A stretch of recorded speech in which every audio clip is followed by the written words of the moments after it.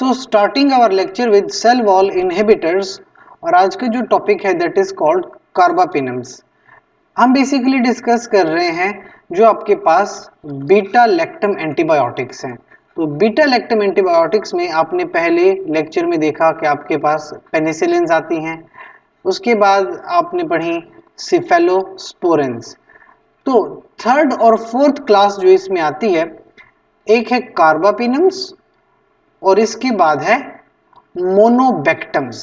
तो आज के इस लेक्चर में हम बेसिकली डिस्कस करेंगे कि कार्बापिनम्स और मोनोबैक्टम्स क्या होती हैं। आप ये जो अपने स्क्रीन पे स्ट्रक्चर देख रहे हैं that is the structure of carbapenem, और कार्बापिनम में भी अगर आप देखें तो ये आपके पास एक रिंग है that is the beta lactam ring. ये वो रिंग होती है जो बेसिकली बैक्टीरिया को जाके किल कर देती है, यानी उसके सेल वॉल इनहिबिशन में बहुत अहम रोल अदा करती है। ये दरअसल सिंथेटिक ड्रग्स होती हैं, यानी नेचुरल ओरिजिन की नहीं है, खुद सिंथेसाइज की गई हैं विद सल्फर एटम एक्सटर्नलाइज्ड और replaced by carbon atom. Normally आपने देखा कि पिछले स्ट्रक्चर में यहाँ पे एक सल्फर एटम होता था, यानी पेनिसिलिन्स और सेफेलोस्पोरिन्स में सल्फर एटम होता है, कार्बापिनम्स में वो सल्फर एटम नहीं होता, या फिर मोनोबैक्टम में भी सल्फर एटम नहीं होता, कार्बन होते हैं उसकी जगह। तो एक तो बीटा लैक्टम रिंग है और दूसरा सल्फर एटम यहां से निकाल दिया है। These are carbapenems. चार तरह की ड्रग्स इस क्लास में आती हैं, इमीपेनम, मीरोपिनम, डोरिपिनम और इर्टापिनम। ये चार तरह की ड्रग्स हैं। दे आर स्पेसिफिकली इफेक्टिव हैं against gram positive bacteria, gram negative bacteria, anaerobes और सुडोमोनास एरुजिनोजा। इस तरह के जो बैक्टीरिया हैं इनके खिलाफ कार्बापिनम्स बहुत अच्छा इफेक्ट देती हैं। And they play the empiric therapy. Empiric therapy में भी बहुत अच्छा रोल अदा करती है। एम्पेरिक थेरेपी स्पेसिफिकली जो इमीपेनम है, इमीपेनम क्या करती है, यानी कि अगर आपके पास कोई पेशेंट है जिसको इन्फेक्शन है और अभी तक वो कल्चर नहीं हुआ, एग्जैक्टली नहीं पता कि कौन सा बैक्टीरिया है, तो उस टाइम जो आप एक ब्रॉड स्पेक्ट्रम की थेरेपी देते हो that is the empiric therapy. So imipenem empiric therapy में भी दी जाती है। डोरिपेनम और meropenem they are similar activity like imipenem. Doripenem जो है वो ज्यादातर इफेक्टिव है सुडोमोनास स्पीशीज के, स्पेसिफिकली जो रेजिस्टेंट है, रेजिस्टेंट सुडोमोनास एरोजिनोजा। ये वाला जो आपके पास बैक्टीरिया है जो हम शुरुआत से बात कर रहे हैं कि बहुत खतरनाक बैक्टीरिया है। पेनिसिलिन्स में भी इसके लिए एक अलग से क्लास थी, जैसे आपको याद हो पेरिसिलिन और टाइकारसिलिन, ये तो पेनिसिलिन्स की क्लास में से ड्रग थी जो सुडोमोनास को किल करती है। और जो आपके पास कार्बापिनम्स है उसमें specifically doripenem is very useful against pseudomonas aeruginosa. इसके अलावा जो एर्टापिनम है they do not have activity against pseudomonas aeruginosa या एंटेरोकोकस या एसिनोपिटोबैक्टर बाउमानी। तो यानी एर्टापिनम इनके खिलाफ एक्टिविटी नहीं देती, इनके खिलाफ ज्यादा बेटर डोरिपिनम है।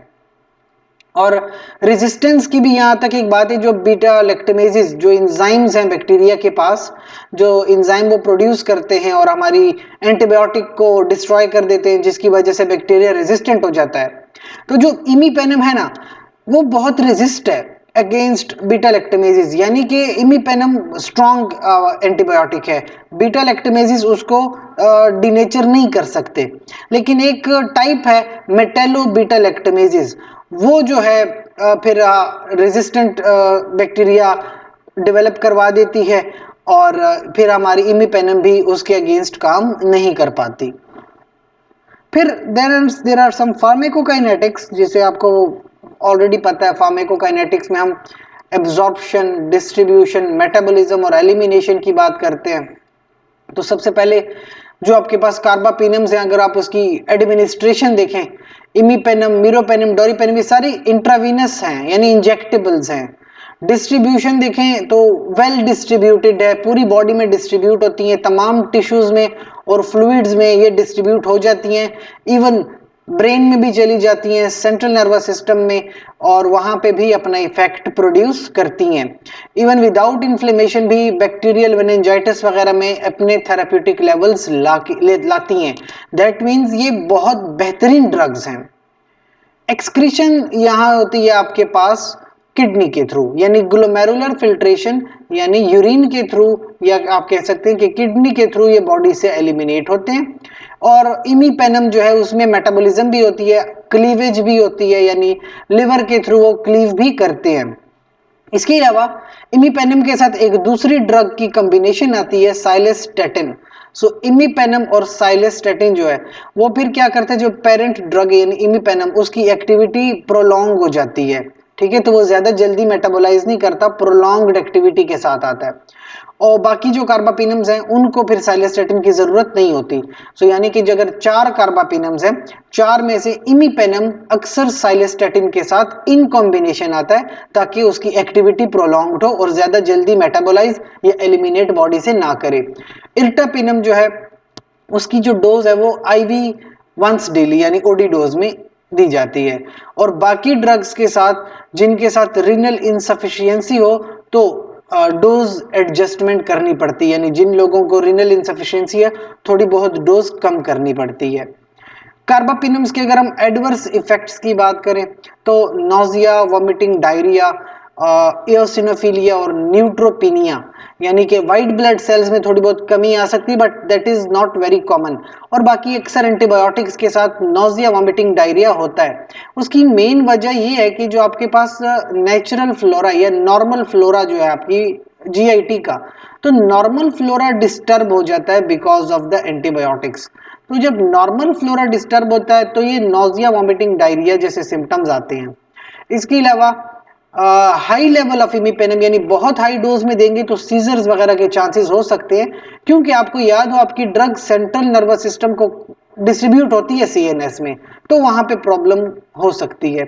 और क्रॉस रिएक्टिविटी की जहां तक बात है तो सारी बीटा लैक्टम एंटीबायोटिक्स हैं, और क्योंकि सारी बीटा लैक्टम एंटीबायोटिक्स हैं तो अगर एक एंटीबायोटिक के खिलाफ रेजिस्टेंस है दैट मींस बाकियों के खिलाफ भी रेजिस्टेंट हो सकती है। तो अगर कोई पेशेंट एलर्जिक है टू द पेनिसिलिन्स तो वो कार्बापिनम्स भी बहुत एहतियात से यूज करे, क्योंकि उसके अगेंस्ट भी कोई रिएक्शन आ सकता है।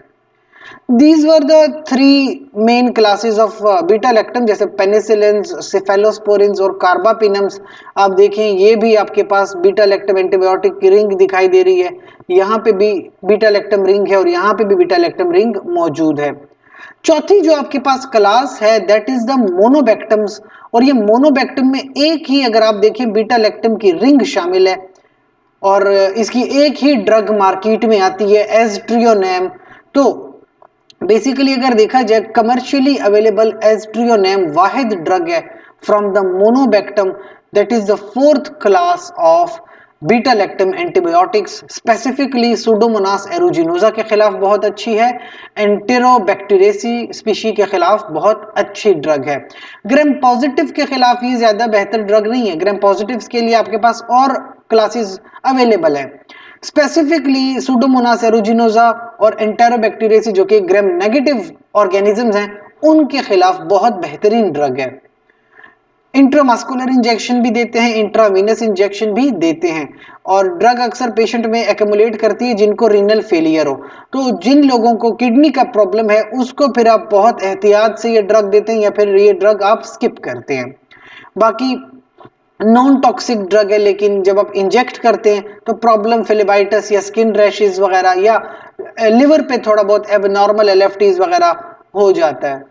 एलर्जिक पोटेंशियल की बात करें तो बहुत ही लो इम्यूजेनिक पोटेंशियल, यानी कि ये ज्यादातर एलर्जीज में इन्वॉल्व्ड नहीं है, ना ही क्रॉस रिएक्टिविटी करवाता है। तो अगर कोई पेशेंट आपके पास एलर्जिक है to the cephalosporins, to the penicillins, to the carbapenems, अगर आप एक पेशेंट को ये ड्रग्स नहीं दे सकते तो फिर आप उसको आप मोनोबैक्टम यानी कि एज़ट्रियोनेम दे सकते हैं, क्योंकि वो फिर सेफ है। एज़ट्रियोनेम के खिलाफ ज्यादातर लोग एलर्जिक नहीं होते, इसका इम्यूनोजेनिक पोटेंशियल बहुत कम है। तो बाकियों के अगर बंदा एक पेशेंट एलर्जिक है तो फिर अब सेफ अल्टरनेटिव है aztreonam which is a monobactam drug. So that was the end of lecture. यहाँ पे हमने बीटा लैक्टम एंटीबायोटिक्स पढ़ी हैं। बीटा लैक्टम एंटीबायोटिक्स एक बार मैं फिर से रिपीट कर दूं कि 4 तरह की मेनली हैं, पेनिसिलिन्स और सेफेलोस्पोरिन्स, इसके अलावा आपके पास है कार्बापिनम्स और मोनोबैक्टम्स। तो ये 4 तरह की हमने पढ़ी बीटा लैक्टम एंटीबायोटिक्स।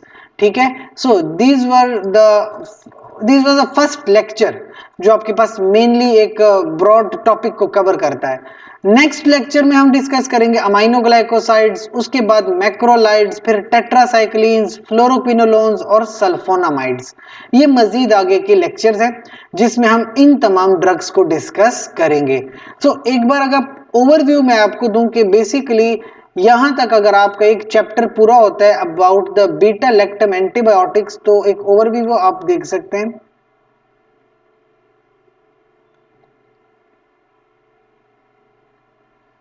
कि आपने शुरुआत की थी पेनिसिलिन से, पेनिसिलिन का स्ट्रक्चर, फिर उसका मैकेनिज्म, उसके साथ उसका स्पेक्ट्रम और ये उसकी क्लासिफिकेशन थी। फिर नेचुरल पेनिसिलिन हमने डिस्कस की और बेंजाइल फेनॉक्सीपेनिसिलिन, सेमी सिंथेटिक पेनिसिलिन हमने डिस्कस की हैं।